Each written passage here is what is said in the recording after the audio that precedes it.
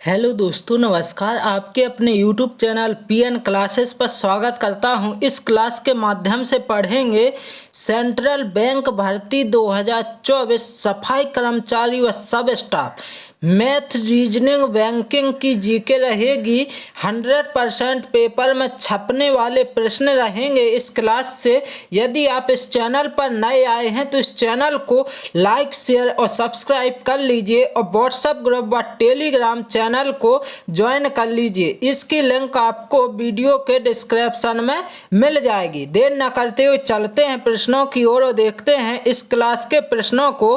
प्रश्न दिया गया है आपका प्रथम, क्या राष्ट्रीय युवा दिवस हर वर्ष कब मनाया जाता है?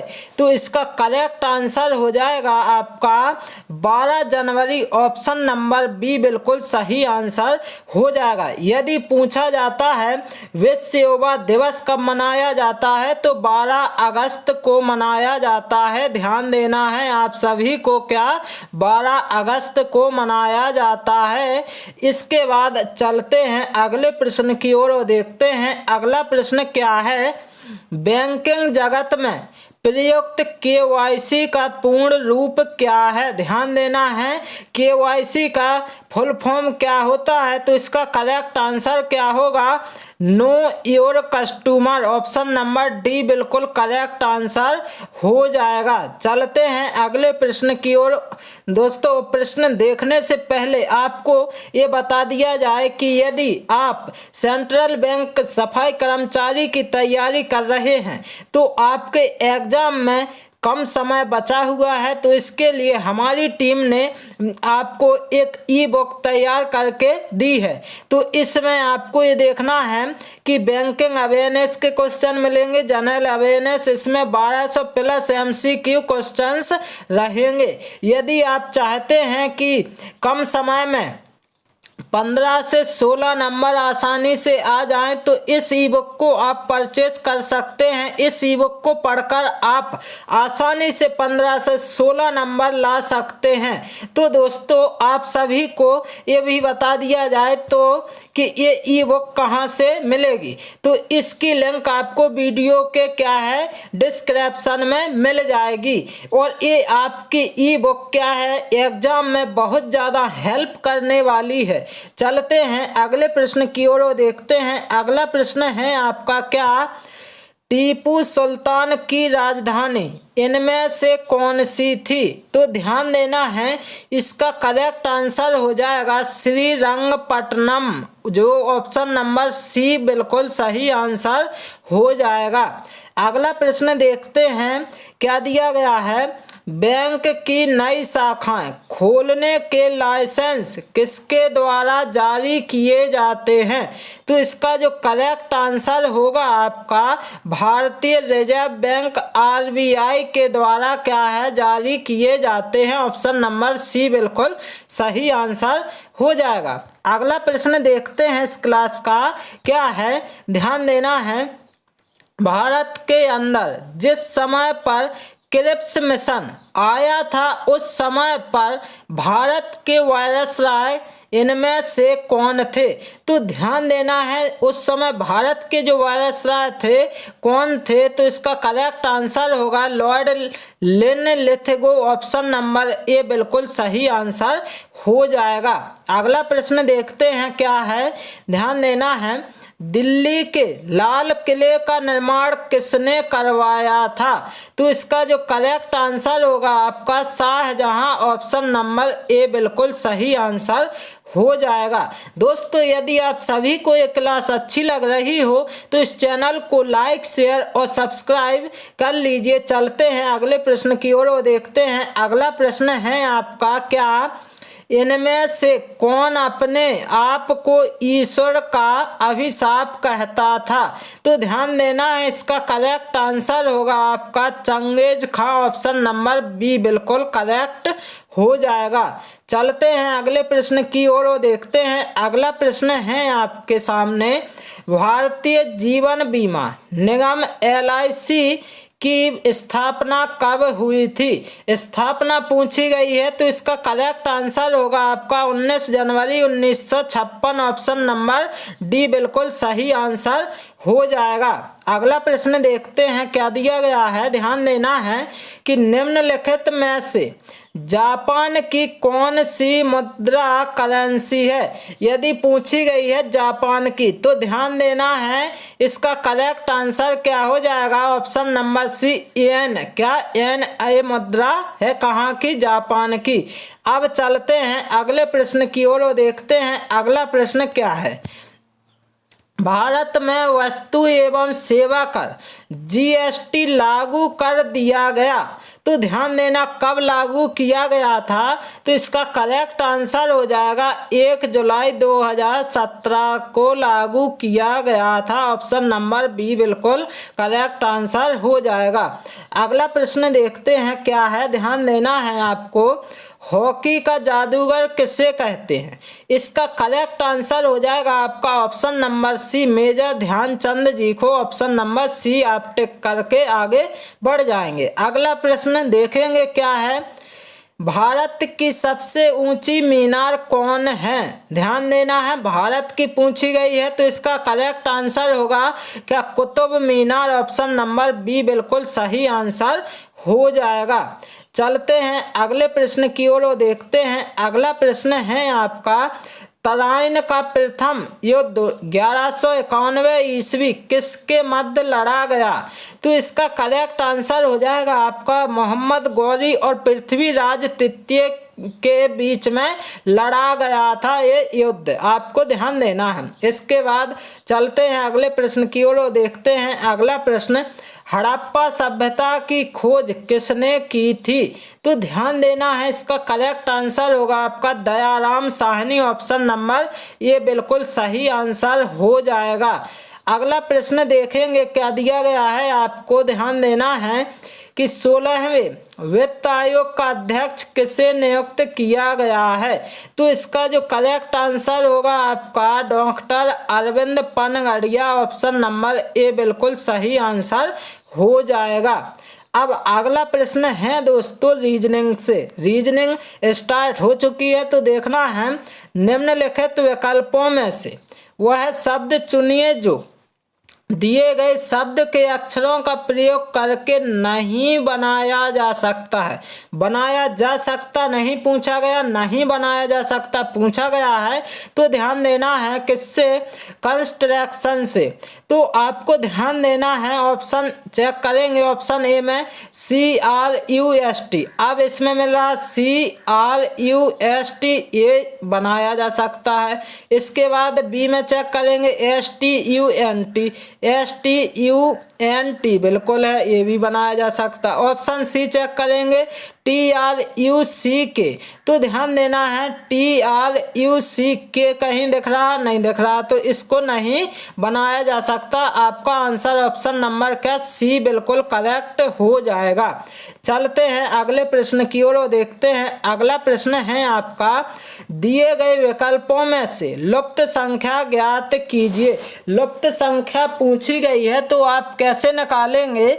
तो ध्यान देना है आप सभी को कि ये लिखा है आपका क्या 38, तो कैसे आया है। तो देखना ये है कि यहाँ पर आप करेंगे 8 और 6 का करेंगे मल्टीप्लाई तो कितना हो जाएगा 8 6 48 हो जाएगा। और इन दोनों का करेंगे आप मल्टीप्लाई तो हो जाएगा 5 दूनी 10। तो 48 में से जब -10 करेंगे तो 38 आ जाएगा। इसी प्रकार 12 मल्टीप्लाई 4 करेंगे तो कितना, सॉरी अभी क्या है यहाँ पर देख लेते हैं, देखेंगे क्या 10 मल्टीप्लाई 5 करेंगे 50। और ध्यान देना है कि 8 मल्टीप्लाई या 4 मल्टीप्लाई 8 करेंगे तो 32। तो अब ध्यान देना 50 में से 32 को घटाया जाएगा तो आपका क्या आ जाएगा 18। इसी प्रकार अब आप क्या करेंगे 12 चौको 48 और 13 कितना हो जाएगा 39 हो जाएगा। तो जब घटाया जाएगा तो कितना आएगा, यहाँ पर आपको देखना है, यहाँ पर 9 बचेगा। कितना बचेगा 9। आपका आंसर क्या हो जाएगा ऑप्शन नंबर ये बिल्कुल करेक्ट हो जाएगा। चलते हैं अगले प्रश्न की ओर देखते हैं। अगला प्रश्न क्या है इस क्लास का, यदि किसी सांकेतिक यानी यहाँ पर सांकेतिक भाषा में माइंड बदलकर KGLB और आर्ग्यू बदलकर YPESC हो जाता है तो उसी सांकेतिक भाषा में डायग्राम को कैसे बदला जाएगा। तो ध्यान देना है इसमें कौन सी कंडीशन अप्लाई हो रही है। तो M से आया K और I से आया G, N से आया L, D से आया B। तो ध्यान ये देना है आपको कि M से जब K पर जाएंगे तो क्या होगा, -K 2 हो रहे हैं। इसी प्रकार I से G पर गए तो -K 2 हो रहे हैं। N से L पर गए तो -2 हो रहा है। D से B पर गए -2 हो रहा है। तो ध्यान देना इसी प्रकार A से Y पर गए तो -2 हो रहे, R से P पर गए तो -K 2 हो रहे। तो अब आपको डायग्राम से क्या है, बदलना है। कैसे बदलेंगे, D से -2 करेंगे तो B हो जाएगा। अब ऑप्शन से आप इसका आंसर निकाल सकते हैं। तो B किस में दिख रहा है, तो B दिख रहा है A में और B में, तो और C और D तो कट ही जाएंगे। अब ध्यान देना I से पहले क्या G आएगा, बिल्कुल आएगा। A से पहले Y आएगा, G के पहले क्या आएगा, ध्यान देना है। अब देखना है आपको क्या कि B G Y आ गया दोनों में। अब देखना G के पहले क्या आएगा, 2 माइनस कम करेंगे तो कितना आ जाएगा, ध्यान देना E आएगा। क्या आएगा, E आएगा। तो E किस में आ रहा, तो E B में भी नहीं आ रहा, A कट जाएगा। अब E आ रहा आपका A में, तो ऑप्शन नंबर A बिल्कुल करेक्ट आंसर हो जाएगा। अब चलते हैं अगले प्रश्न की ओर और देखते हैं अगला प्रश्न क्या है इस क्लास का। यदि प्लस का अर्थ गुणा, गुणा का अर्थ भाग, भाग का अर्थ माइनस और माइनस का अर्थ प्लस हो तो निम्नलिखित समीकरण का मान क्या होगा। तो ध्यान देना है आप सभी को, कैसे निकालेंगे इसका। तो 15 लिखा है बिल्कुल। अब आपको ये देखना है प्लस है, प्लस का अर्थ क्या दिया गया, मल्टीप्लाई। तो यहाँ पर मल्टीप्लाई 16 कर देंगे और मल्टीप्लाई का अर्थ क्या दिया गया, डिवाइड दिया गया है, तो क्या हो जाएगा 16। अब क्या है, डिवाइड का अर्थ क्या दिया गया है, माइनस, तो 15। अब आप क्या कर लेंगे, बोर्ड मास से सॉल्व कर लेंगे। तो ध्यान देना है कि पहले डिवाइड होगा तो 16 से काट देंगे, अब बचा 15 और यहाँ पर -15। तो जब सॉल्व होगा बराबर क्या बचेगा, 0। यही आपका क्या हो जाएगा आंसर। ये 0 जहाँ पर होगा वही आपका आंसर हो जाएगा। तो ऑप्शन नंबर डी बिल्कुल करेक्ट आंसर हो जाएगा। चलते हैं अगले प्रश्न की ओर, देखते हैं अगला प्रश्न क्या है। रक्त का संबंध हृदय से है, उसी प्रकार वायु का संबंध किससे होगा। तो ध्यान देना है रक्त का प्रवाह हृदय में होता है, तो ध्यान देना है वायु यहाँ पर आपको देखना है इसका संबंध किससे होगा। तो इसका करेक्ट आंसर होगा फेफड़े, ऑप्शन नंबर बी बिल्कुल करेक्ट आंसर हो जाएगा। अब चलते हैं अगले प्रश्न की ओर और दोस्तों ध्यान देना है मैथ का प्रश्न आ चुका है। तो 100 मीटर लंबी एक रेलगाड़ी 120 किलोमीटर पर घंटा की रफ्तार से चल रही है। रेल पथ के पास खड़े एक व्यक्ति को पार करने में इसे कितना समय लगेगा। ध्यान देना समय पूछा गया है तो आपको क्या कर देना है, ध्यान देना है टाइम बराबर, ध्यान देना है दूरी बटे क्या होता है, ध्यान देना है कि दूरी बटे क्या होता है चाल। तो अब आपको यहाँ पर लिखना है दूरी कितनी दी गई है 100 मीटर, और यहाँ पर दोस्तों ध्यान देना है कितनी दी गई है 100 मीटर आपको दूरी दी गई है। और यहाँ पर आपको क्या करना है, चाल कितनी दी गई है, तो चाल दी गई 120 किलोमीटर। अब जब किलोमीटर में दी गई है और मीटर में चाहिए तो क्या आ जाएगा, ध्यान देना है ऊपर क्या होगा 18 और नीचे क्या होगा 5 हो जाएगा। तो अब आप क्या करेंगे, 1 0 से 1 0 कैंसिल कर देंगे और यहाँ पर ध्यान देना है 5 दूना 10 और 2 से काटेंगे 6 और 6 तिया कितना हो जाएगा 18। तो आपका आंसर क्या हो जाएगा 3 सेकंड, ऑप्शन नंबर बी बिल्कुल करेक्ट आंसर आ जाएगा। अब चलते हैं अगले प्रश्न की ओर और देखते हैं अगला प्रश्न। √17 plus √55 plus √69 plus √133 plus root 121 का मान निकालना है। तो ध्यान देना है कि जब 121 का स्क्वायर रूट निकाला जाएगा तो 11 होगा, तो 11 यहाँ पर जोड़ा जाएगा तो कितना हो जाएगा 144। कितना हो जाएगा 144। तो ये स्क्वायर रूट किसका हो जाएगा 12 का, बिल्कुल हो जाएगा कि नहीं। अब आपको ये देखना है जब 12 इनमें ऐड किए जाएंगे तो 9 2 11 7 1 8 हो जाएगा, यानी 9 का हो जाएगा क्या स्क्वायर रूट। अब यहाँ पर क्या 9 ऐड किए जाएंगे तो ध्यान देना है 9 5 14 यानी 64 यानी 8 का हो जाएगा स्क्वायर रूट, बिल्कुल। अब ध्यान देना है यहाँ पर 8 ऐड किए जाएंगे तो कितना हो जाएगा 25 हो जाएगा। 25 का जब स्क्वायर रूट निकाला जाएगा तो ध्यान देना जो 25 है इसका जब स्क्वायर रूट निकलेगा तो कितना आएगा 5। आपका आंसर क्या हो जाएगा ऑप्शन नंबर डी बिल्कुल करेक्ट आंसर हो जाएगा। दोस्तों यदि आप सभी को ये क्लास अच्छी लग रही हो तो इस चैनल को लाइक शेयर और सब्सक्राइब कर लीजिए और व्हाट्सएप ग्रुप व टेलीग्राम चैनल को ज्वाइन करना ना भूलिएगा। तो चलते हैं अगले प्रश्न की ओर और देखते हैं अगला प्रश्न। यदि एक संख्या के 2/3 का 1/4 100 है तो वह संख्या क्या है।